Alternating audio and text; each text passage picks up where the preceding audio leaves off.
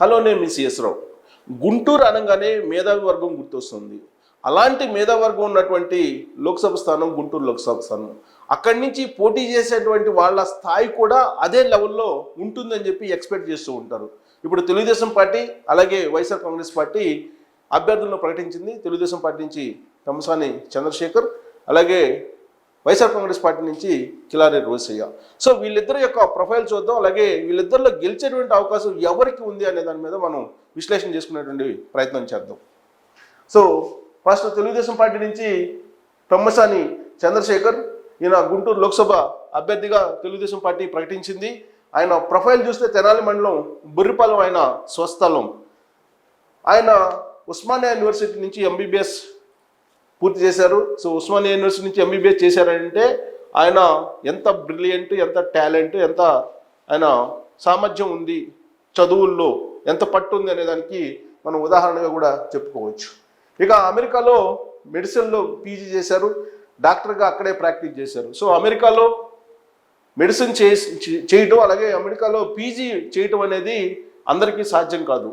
ఎంతో కష్టపడితే తప్ప, దాని మీద ఎంతో కాన్సన్ట్రేషన్ చేసి కృషి చేసే తప్ప అది సాధ్యపడదు. అలాంటి ప్రయత్నం చేసి తమ్మసాని చంద్రశేఖర్ సక్సెస్ అయ్యారు. మెడిసిన్ పీజీ చేశారు అమెరికాలో, డాక్టర్గా అక్కడే ప్రాక్టీస్ చేశారు. సో అమెరికాలో ప్రాక్టీస్ చేయటం అంటే డాక్టర్గా అంత ఈజీ కాదు, అందరికీ సాధ్యమైనటువంటి పని కూడా కాదు. కానీ తమ్మసాని చంద్రశేఖర్ మాత్రం అక్కడ బెస్ట్ డాక్టర్గా ప్రాక్టీస్ చేస్తూ ఆయనకి గుర్తింపు పొందారు. అక్కడ యుఎస్లో వైద్య విద్య అధ్యాపకునిగా కూడా ఆయన ప్రొఫెసర్గా కూడా పనిచేశారు. మెడిసిన్కి సంబంధించి అక్కడ ప్రొఫెసర్గా పనిచేసి లెక్చర్స్ కూడా ఇస్తున్నారంటే ఆయన ఉన్నత విద్యను ఏ స్థాయిలో అభ్యసించారు అనేది అర్థం చేసుకోవచ్చు. సో అక్కడ ప్రొఫెసర్గా కూడా, పైగా మెడిసిన్లో ఆయన అక్కడ అధ్యాపకునిగా పనిచేసిన అనుభవం ఉంది ఆయనకి.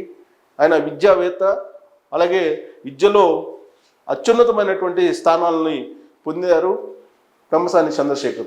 సో అంతేకాదు, ఆయన తమ్మసాని ఫౌండేషన్ ద్వారా ఉచిత వైద్య సేవలు కూడా అందిస్తున్నారు చాలా కాలంగా కూడా. పల్నాడులో తాగునీటి సమస్య పరిష్కారానికి బోర్లు, అలాగే ఆర్వో ప్లాంట్లను కూడా ఏర్పాటు చేశారు ఆయన అమెరికాలో డాక్టర్ అయినప్పటికీ, అమెరికాలో పీజీ మెడిసిన్ చేసినప్పటికీ, అక్కడ ప్రాక్టీస్లో ఎంత బిజీగా ఉన్నప్పటికీ కూడా ఆయన తన సొంత రాష్ట్రానికి ఏం చేశారు అని చెప్పి చెప్పుకోవడానికి ఆయన తమ్మసాని ఫౌండేషన్ తోటి పల్నాడులో తాగునీటి సమస్య ఎలా ఉంటుందో తెలుసు అందరికీ కూడా. సో అక్కడ ఆ సమస్య పరిష్కారానికి ఆర్ఓ ప్లాంట్లు, అలాగే బోర్లు కూడా వేయించడం జరిగింది. పేద విద్యార్థులకు ఆర్థిక సహాయం చేసి, ఎవరైతే చదువుకోవడానికి ఇంట్రెస్ట్గా ఉన్నారో పేద విద్యార్థులు, వాళ్ళకి ఆర్థిక సహాయం చేసి ఉన్నత విద్యను వాళ్ళకి అందజేసేటువంటి ప్రయత్నం చేశారు తమ్మసాని చంద్రశేఖర్. 2014లో నర్సరావుపేట ఎంపీ సీటు కోసం ప్రయత్నం చేశారు. కానీ ఆ రోజు ఉన్నటువంటి పరిస్థితుల దృష్ట్యా ఆయన వెనక్కి తగ్గారు. రాయపాటి టీడీపీలోకి అప్పుడు వచ్చారు, రాయపాటి సాంబశివరావు. సో 2014, 2019లో ఆ కారణంగా ఛాన్స్ మిస్ అయింది ప్రజా క్షేత్రంలోకి, ఎన్నికల్లోకి దిగడానికి. గల్లా జయదేవ్ గుంటూరు ఎంపీగా ఆయన రిటైర్మెంట్ ప్రకటించారు. ఆయన రాజకీయాల నుంచి వైదొలుగుతున్నట్టు స్వచ్ఛందంగా ప్రకటించారు. ఆ క్రమంలో తమ్మసాని చంద్రశేఖర్ను తెలుగుదేశం పార్టీ ప్రిఫర్ చేసింది. తెలుగుదేశం పార్టీ ఆయన ఆహ్వానించింది. ఆయనకి గుంటూరు లోక్సభ స్థానం అభ్యర్థిగా పోటీ చేసే అవకాశాన్ని కల్పించింది. Thammasani Chandrasekhar Guntur MP ticket Telugudesam party ఖరారు చేసిన తర్వాత ఆయన ప్రచారంలో బిజీగా ఉన్నారు. ఇక వైఎస్ఆర్ కాంగ్రెస్ పార్టీకి సంబంధించినటువంటి గుంటూరు లోక్సభ అభ్యర్థిని కనుక చూస్తే, ఆయన ప్రొఫైల్ కనుక చూస్తే కనుక, రోసయ్య తండ్రి కిలారి కోటేశ్వరరావు తెలుగుదేశం పార్టీకి సంబంధించినటువంటి నేత. పూర్వం 1989లో గుంటూరు పశ్చిమం నుంచి పోటీ చేసి కిలారి కోటేశ్వరరావు, అంటే కిలారి రోసయ్య వాళ్ళ ఫాదర్ ఓడిపోవడం కూడా జరిగింది. తండ్రి బాటలో రాజకీయాలపై కిలారి రోసయ్య చాలా కాలంగా ఆసక్తిగా ఉన్నారు రోసయ్య. సో దాంతో ఆయన 94లో గుంటూరు మిర్చి యార్డ్ అసోసియేషన్ ప్రెసిడెంట్గా ఆయన ఎన్నికయ్యారు.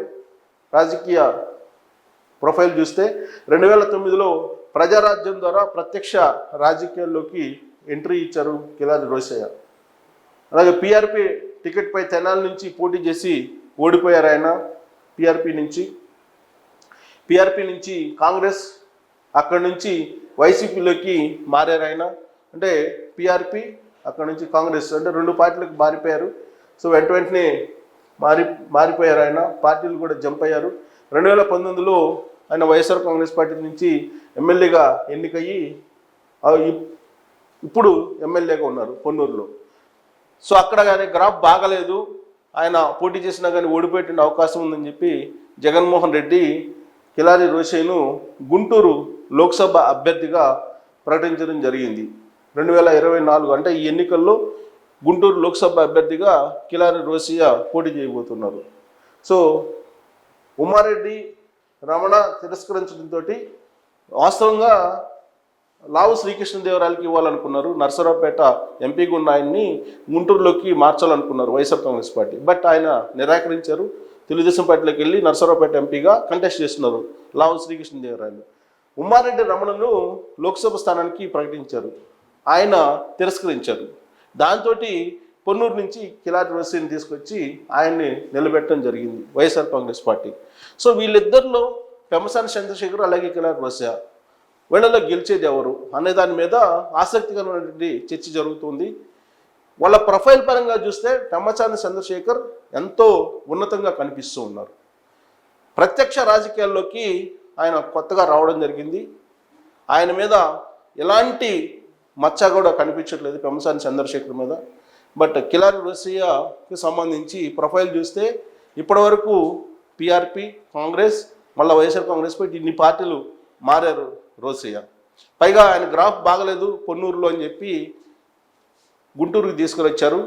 గుంటూరులో కూడా లావు అలాగే ఉమ్మారెడ్డి రమణ ఇద్దరు తిరస్కరించడంతో ఆయనకి అనివార్యంగా పోటీ చేయాల్సిన పరిస్థితి వైఎస్ఆర్ కాంగ్రెస్ పార్టీలో ఏర్పడింది. సో ఇప్పుడు వాళ్ళిద్దరిలో గెలిచేటువంటి అవకాశం ఎవరికి ఉంది అనే దాని మీద సర్వేలు అన్నీ క్లియర్గా చెప్తూ ఉన్నాయి. వాటిల్లో ప్రధానమైనది పైనీర్ సంస్థ చేసినటువంటి సర్వే. ఈ సర్వే ప్రకారం ఎవరు గెలిచేటువంటి అవకాశం ఉంది, ఎంత పర్సంటేజ్ ఆ పార్టీలకి ఓట్ షేర్ ఉండేటువంటి అవకాశం ఉంది అనేది కనుక మనం చూస్తే కనుక గుంటూరు లోక్సభ పరిధిలో ఉండేటువంటి అసెంబ్లీ సెగ్మెంట్స్, గుంటూరు లోక్సభ పరిధిలో ఉన్న అసెంబ్లీ సెగ్మెంట్ తీసుకుంటే తాడికొండ, మంగళగిరి, పొన్నూరు, తెనాలి, పత్తిపాడు, గుంటూరు వెస్ట్, గుంటూరు ఈస్ట్ ఉన్నాయి. వీటిల్లో కాన్స్టిట్యున్సీ వైజ్ సర్వే చేసినప్పుడు ఇక్కడ తాడికొండ కీన్ కంటెస్ట్లో ఉంది. మంగళగిరి తెలుగుదేశం పార్టీ లోకేష్ ఆల్రెడీ గెలవబోతున్నారు.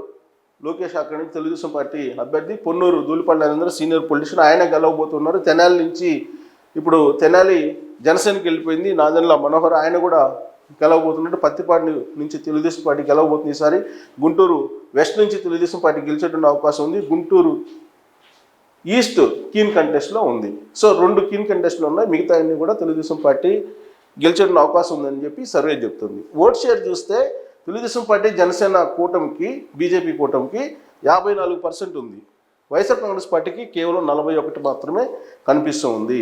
అంటే డిఫరెన్స్ చాలా ఉంది.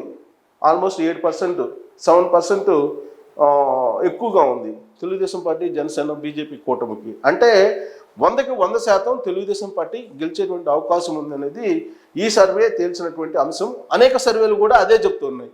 అయితే వీళ్ళు ప్రతి 15 రోజులకు ఒకసారి పైనీర్ సంస్థ చేస్తుంది కాబట్టి ఈ సర్వే ప్రకారం భారీ మెజారిటీ తోటి పెమ్మసాని చంద్రశేఖర్ గెలిచేటువంటి అవకాశం ఉందని చెప్పి మనం చెప్పచ్చు. అందుకే గుంటూరు అభ్యర్థులు, గుంటూరు లోక్సభ స్థానానికి సంబంధించి ప్రత్యేకించి అభ్యర్థులు ఎంపిక చేయటం అని అంటేనే ఒక పెద్ద కసరత్తు చేయాలి రాజకీయ పార్టీలు. అయితే అంది వచ్చినటువంటి అవకాశం కింద తెలుగుదేశం పార్టీకి పెమ్మసాని చంద్రశేఖర్ దొరకడం జరిగింది. అదే కిలారి రోషయ్య అనివార్యంగా పోటీ చేయాల్సిన పరిస్థితి ఏర్పడింది. సో ఇక్కడ ఏ కోణం నుంచి చూసినా కానీ తెలుగుదేశం పార్టీ అభ్యర్థి పెమ్మసాని చంద్రశేఖర్ భారీ మెజారిటీ తోటి గెలిచేటువంటి అవకాశం ఉంది. ఆయన ఉన్నత విద్యను అభ్యసించి అమెరికా లాంటి దేశంలో ఆయన ఒక మంచి పేరు తెచ్చుకొని గుంటూరు లోక్సభ స్థానం నుంచి ఆయన పోటీ చేసి ప్రజలకు సేవ చేయాలని చెప్పి రావడం అనేది గుంటూరు లోక్సభలో ఉండేటువంటి ప్రజలకే ఒక పెద్ద గిఫ్ట్గా భావిస్తూ ఉన్నారు. ఇలాంటి పరిస్థితుల్లో ఆయన భారీ మెజారిటీ తోటి గెలిచేటువంటి అవకాశం ఉందని చెప్పి మనం చెప్పచ్చు. అంతేకాదు ఆయన లోక్సభ పరిధిలో ఉండేటువంటి తెలుగుదేశం పార్టీ అసెంబ్లీ అభ్యర్థి